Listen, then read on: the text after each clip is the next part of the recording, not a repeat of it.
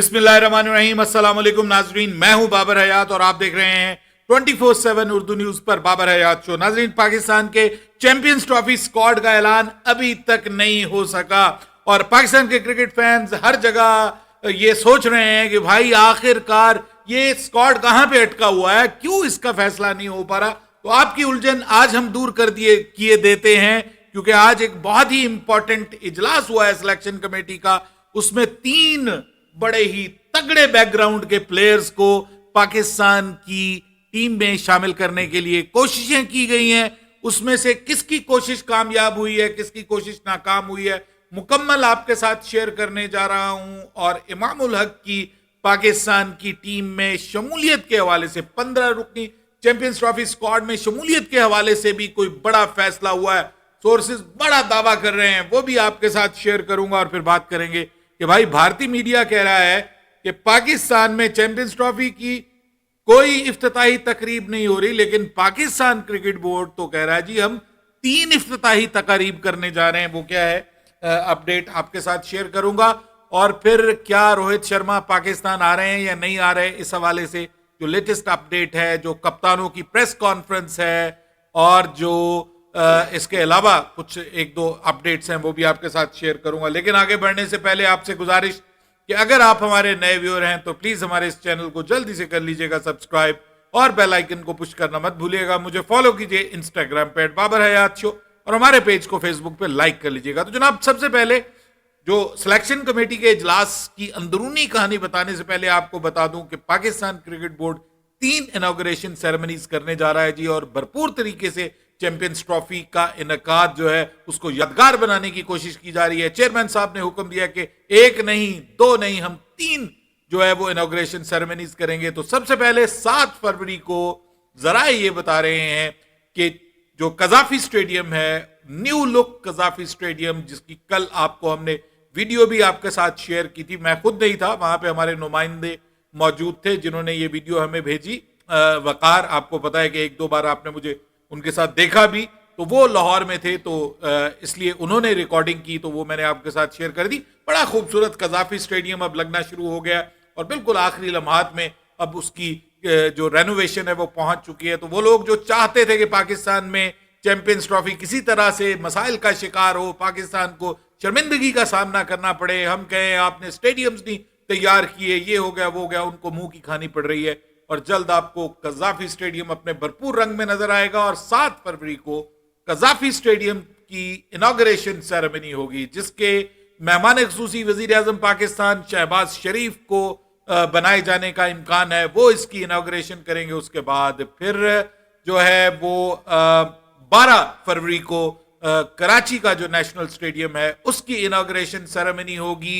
और वहां पर इसकी जो इनॉग्रेशन सेरेमनी में सदर पाकिस्तान आसिफ जरदारी जो हैं वो मेहमान खुसूसी होंगे। और उसके बाद फिर 16 फरवरी को चैंपियंस ट्रॉफी की इनॉग्रेशन सेरेमनी होगी, जो हजूरी बाग में एक बार फिर की जाएगी। और जो इससे पहले जहां पे आपको पता PSL की जो है वो ड्राफ्टिंग भी हुई थी, उसी जगह पे इस बार शाही किले के अंदर हजूरी बाग में पाकिस्तान की ये जो अजीम एक इवेंट होने जा रहा है, इसकी इनॉग्रेशन होगी, जिसमें क्रिकेटर्स भी शामिल होंगे, जिसमें पाकिस्तान क्रिकेट बोर्ड के ऑफिशियल्स भी होंगे, बड़ी शख्सियात भी आएंगी वहां पे, और ऑब्वियसली उसके साथ ICC के ऑफिशियल्स भी उसका हिस्सा होंगे। तो एक ऑफिशियल जो सेरेमनी है वो वहां पे होगी। लेकिन कप्तानों की प्रेस कॉन्फ्रेंस नहीं होगी। उसकी वजह क्या है? उसकी वजह यह है कि ऑस्ट्रेलिया और इंग्लैंड की टीमें जो हैं वो लेट पहुंच रही हैं। एक टीम 19 को पहुंच रही है, एक टीम 20 को पहुंच रही है। आई थिंक 18 को इंग्लैंड की टीम पहुंच रही है और 20 को ऑस्ट्रेलिया की, या ये आगे पीछे दोनों टीमें आ रही हैं। और उसकी वजह यह है कि वो क्रिकेट खेल रहे हैं इस वक्त। ऑस्ट्रेलिया ने तो आज कमाल कर दिया, बाय द वे, श्रीलंका के खिलाफ रन्स का अंबार लगा दिया। उस्मान ख्वाजा जो है वो डबल सेंचुरी कर गए।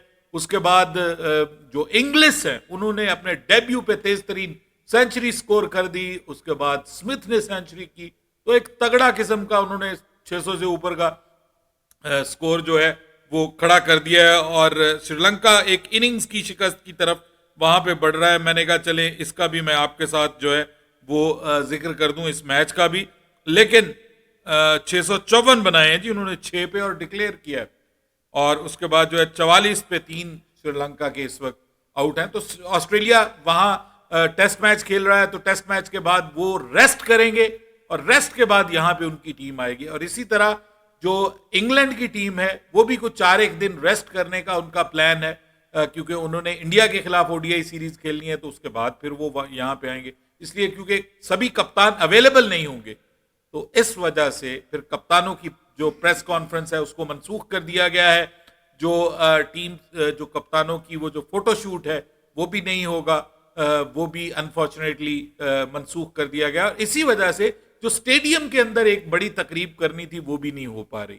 ये अपनी जगह पे इशू तो है, लेकिन इसमें अब टीमों का मामला है, इसमें कोई ऐसा प्रॉब्लम नहीं है कि पाकिस्तान रेडी नहीं है उसको करने के लिए या इस तरह की कोई बात। बहरहाल अब आपको बता देते हैं कि जनाब पाकिस्तान का स्क्वाड आज रात 9 बजे अनाउंस होने की खबर आई थी कि 9 बजे तक हमारे खबरी ने हमें कहा था कि स्क्वाड अनाउंस हो सकता है, इम्कान है, नॉट 100% श्योर। लेकिन अभी तक पाकिस्तान का जो ODI squad for the champions trophy 15 रुकनी स्क्वाड वो क्यों अनाउंस नहीं हुआ।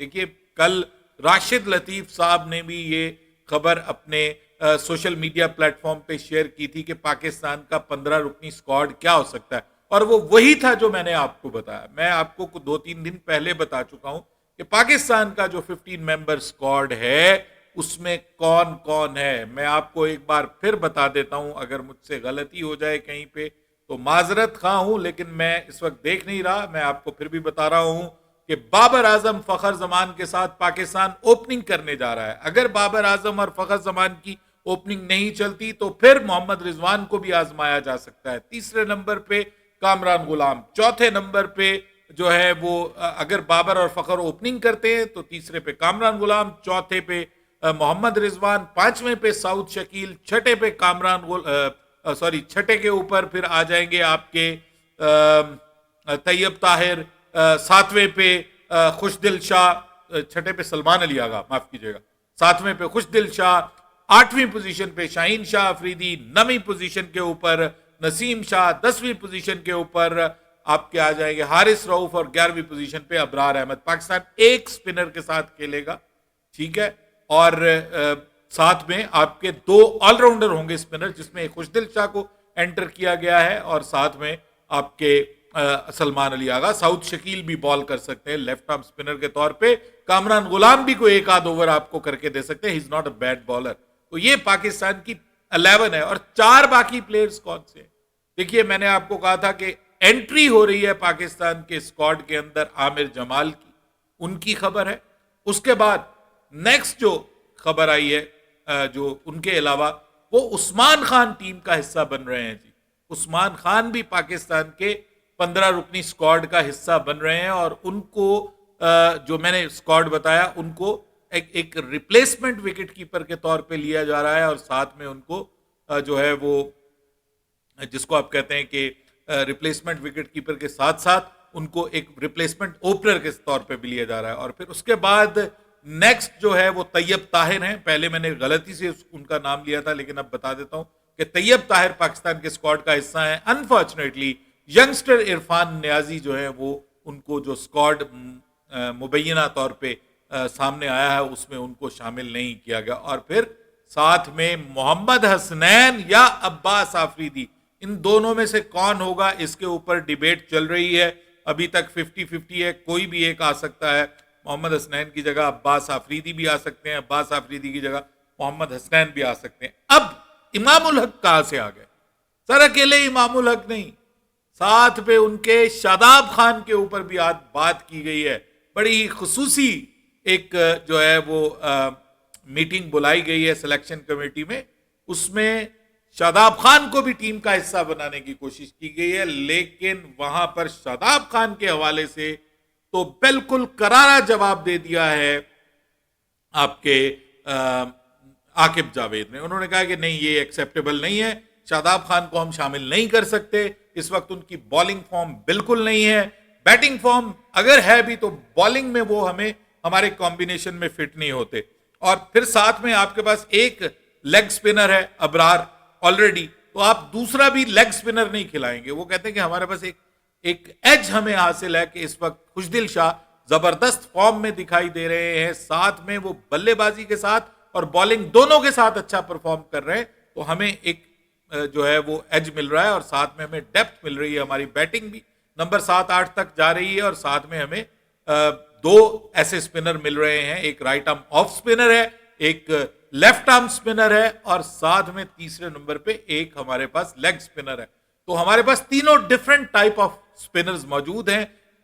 मैच के लिए, मैच जिसको आप कहते हैं कि जी ये एक सॉर्ट ऑफ मैच होता है कि जी जो राइट आर्म ऑफ स्पिनर है वो लेफ्ट हैंडेड बल्लेबाज के लिए होता है, जो लेफ्ट आर्म स्पिनर होता है वो आपको पता है कि राइट हैंडेड बल्लेबाज के लिए होता है, और साथ में जो लेग स्पिनर है वो ऑलमोस्ट वो भी राइट हैंडेड बल्लेबाज के लिए होता है, लेकिन वो लेफ्ट के लिए भी चल जाता है अगर उसके पास तगड़ी गुगली हो। तो अबरार के पास गुगली है, तो ये उन्होंने कहा जी। फिर अब बात अगेन ये कोशिश की जा रही है कि इमामुल हक टीम का हिस्सा हो, और जो ये कहना चाह रहे हैं उनकी अपनी एक लॉजिक है और वो सिलेक्शन कमेटी के अंदर ही लोग हैं। वो ये कह रहे हैं कि जी इमामुल हक को इसलिए शामिल करना जरूरी है कि इमामुल हक जो है वो एक स्पेशलिस्ट ओपनर है। आप इतने बड़े टूर्नामेंट में एक स्पेशलिस्ट ओपनर के बगैर कैसे जा सकते हैं?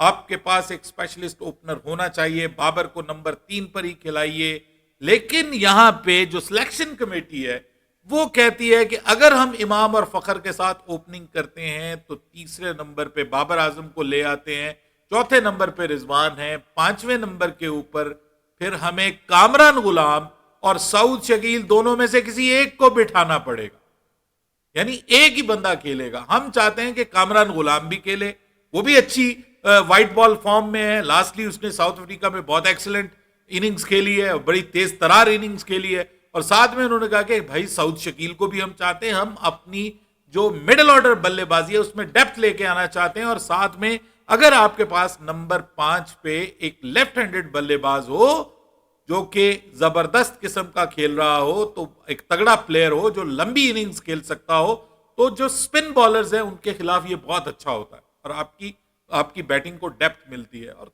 ये इस तरह से, अदरवाइज उनको फिर आपको पता है कि अगर आप इमाम को ऊपर ले आते हैं और इमाम और फखर बैटिंग करते हैं, ओपनिंग करते हैं, तो फिर आपकी ये सारे का सारा प्लान चौपट हो जाता है। लेकिन अब हमारे कुछ दावेदार हैं, हमारे साथी वकार भाई जो है वो मुझे कह रहे हैं कि जी 99% चांसेस हैं कि इमामुल हक आवे ही आवे। तो इमामुल हक के बारे में अब उनकी बात दुरुस्त साबित होती है या नहीं होती, ये अभी उसके लिए हमें इंतजार करना पड़ेगा। लेकिन इमामुल हक की एंट्री के हवाले से बात हो रही है, और ये सिर्फ वकार भाई बात नहीं कर रहे, और भी कुछ लोगों ने इसके ऊपर बात की है। अब जो बात कर लें कि तीसरा, वो ये है कि जी वो कहते हैं कि जनाब मोहम्मद हसनैन को होना चाहिए। ये फैसला सिलेक्शन कमेटी के आकिब जावेद साहब कह रहे हैं कि हमें मोहम्मद हसनैन को रखना चाहिए। मोहम्मद हसनैन को हम काफी अरसे से खिला रहे हैं, तो मोहम्मद हसनैन को टीम का हिस्सा होना चाहिए। लेकिन जो कुछ दूसरे लोग हैं वो ये कहते हैं कि जी नहीं, हमें आमिर जमाल को ही रखना है। अब मोहम्मद हसनैन, आमिर जमाल, इनमें से कौन होता है, ये बात एक सोचने वाली है। अब आमिर जमाल को बैटिंग में एज हासिल है, और अगर आप मोहम्मद हसनैन को शामिल करते हैं तो बॉलिंग उनकी आमिर जमाल से ऑब्वियसली बेहतर है। आमिर जमाल लेटली काफी स्ट्रगल कर रहे हैं, बॉलिंग उनकी बेहतर है, लेकिन बैटिंग में जो एज आपको मिलता है और फिर एक फास्ट बॉलिंग ऑलराउंडर का आपको एज मिलता है, वो जरूर यहां से मिलता है आमिर जमाल से। लेकिन अगर आप आमिर जमाल को भी खिला रहे हैं और साथ में आप जो है वो आपके अब्बास आफरीदी को भी खिला रहे हैं, तो दोनों को एक साथ खिलाने का तुक नहीं बनता। असल चीज ये है, अगर आपने अब्बास आफरीदी को खिलाना है तो फिर मोहम्मद हसनैन को खिलाइए आमिर जमाल की जगह, क्योंकि Abbas Afridi is also a sort of fast bowling allrounder. ये अलग बात कि आमिर की बैटिंग अब्बास से बेहतर है, लेकिन फिर भी अब्बास गुजारा करवाता है आपको। तो ये देखना है कि अब पाकिस्तान बस ये आखिरी उसके ऊपर है। तो मुझे तो खबर यही दी गई है कि आमिर जमाल जो है वो फाइनल हो गए हैं, वही होंगे। और मुझे खबर ये भी दी गई है कि जो शादाब खान है उनकी सिफारिश नहीं चली। भाई तगड़ी सिफारिशें हैं, एक का चच्चा और एक का सुसर। तो अब आप अंदाजा लगा लें कि ये चीजें क्रिकेट में चलती हैं, आप जो मर्जी कर लें। लेकिन इमामुल हक की अपनी ओडीआई फॉर्म जैसी भी है, लेकिन ओडीआई रिकॉर्ड बुरा नहीं है।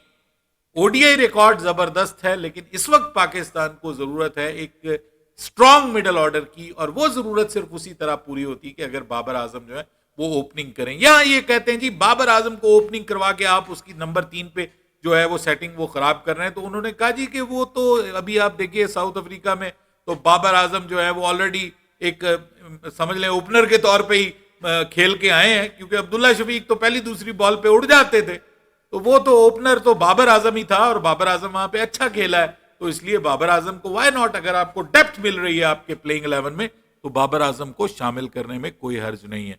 मेरे ख्याल में तो बाबर आजम को ओपनिंग करवाने में कोई हर्ज नहीं है। इमाम के आने से आपका मिडिल ऑर्डर जो है उसकी वो स्ट्रेंथ नहीं रहती, मिडिल ऑर्डर में किसी एक को आपको निकालना पड़ेगा, फिर तैयब ताहिर जो है उनकी जगह आपको लेके आना पड़ेगा इमामुल हक को, क्योंकि किसको निकालेंगे स्क्वाड में से, फिर वही बेचारा निकलता है। तो अगर मिडिल ऑर्डर में कोई आपके होता है तो फिर वो जिसको आप निकालेंगे, यानी अगर आप कामरान को निकालते हैं तो कामरान जो है वो फिर रिप्लेसमेंट बन जाएगा, तो ये पूरे का पूरा जो है निजाम आगे पीछे हो जाएगा। अब देखते हैं क्या चलता है, पीछे से तगड़ी बैक चलती है या आकिब जावेद अपने फैसले पे डटे रहते हैं। अपनी राय दीजिएगा। ये जो स्क्वाड है ये आज रात 9 बजे तक अनाउंस होना था, नहीं हुआ। मुमकिन है मेरी वीडियो देखते देखते कोई 10 बजे के करीब आ जाए, लेकिन अब ये बिल्कुल आखिरी सांसों पे है, किसी भी वक्त स्क्वाड का ऐलान किया जा सकता है। बाबर हयात को इजाजत दीजिएगा। अल्लाह हाफ़िज़।